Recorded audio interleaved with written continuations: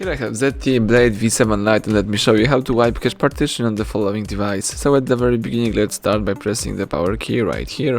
Let's choose power off and tap OK to confirm it.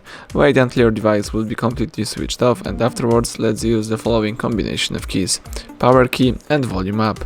So let's hold down together these two keys for a couple of seconds, keep holding both keys, and release them as soon as the ZTE logo pops up on the screen. Let's wait a couple of seconds until the recovery mode pops up.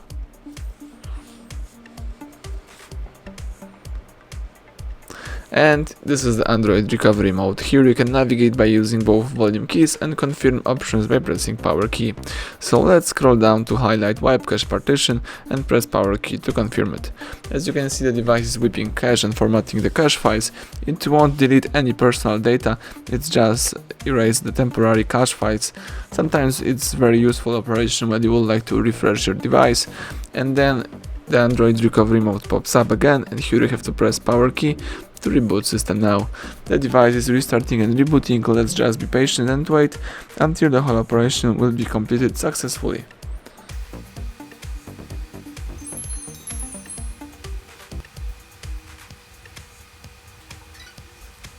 Excellent, now you can use your device. Thank you for watching. Please subscribe our channel and leave thumbs up under the video.